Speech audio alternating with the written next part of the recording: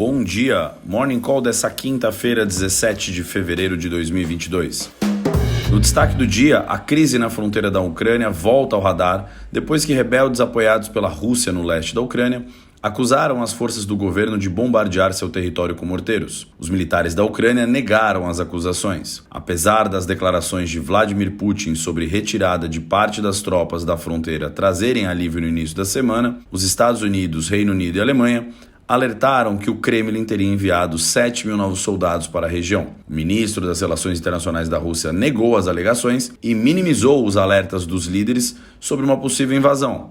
No entanto, as tensões permanecem em alta. Nesse contexto, líderes da União Europeia se reúnem hoje em Bruxelas para discutir a crise antes da chegada de autoridades internacionais do G7 em Munique no final de semana. No Brasil, seguindo uma sequência de pregões positivos e com fluxo estrangeiro positivo de recursos para as ações brasileiras, o Ibovespa avançou 0,31% no dia de ontem, atingindo os 115.181 pontos. Em dia de agenda local esvaziada, as taxas futuras de juros fecharam a sessão de ontem em relativa estabilidade. DI janeiro 23 fechou em 12,35%, DI janeiro 25 encerrou em 11,33%, DI janeiro 27 foi para 11,17% e DI janeiro 29 fechou em 11,32%. Ainda no Brasil, o Senado aprovou um subsídio federal para a gratuidade de idosos no transporte público. O texto fixa um teto de 5 bilhões de reais anuais para transferência aos municípios e durará 3 anos. O custeio será feito com parte das receitas dos royalties do petróleo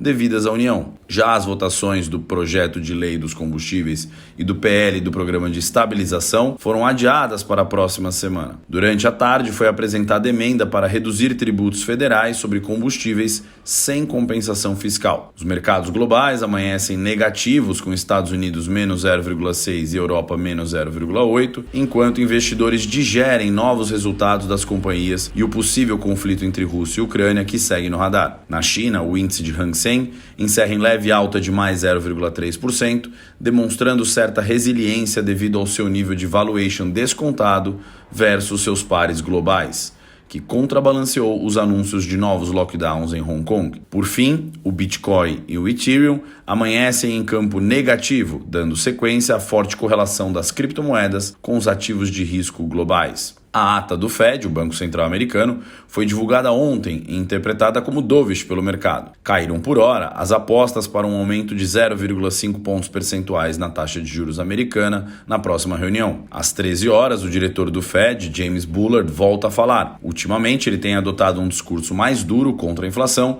e defendido a aceleração na subida da taxa de juros pelo Comitê de Política Monetária americano. Apesar das tensões geopolíticas, os preços do petróleo caíram esta manhã após comentários da França sugerindo que um acordo para salvar o acordo nuclear de 2015 do Irã com as potências mundiais estava ao alcance, potencialmente liberando a produção de petróleo do país do Golfo Pérsico no mercado global. Enquanto isso, pressões na China para o controle dos preços empurram o preço do minério de ferro para a casa dos $130 por tonelada. Bom dia e bons investimentos.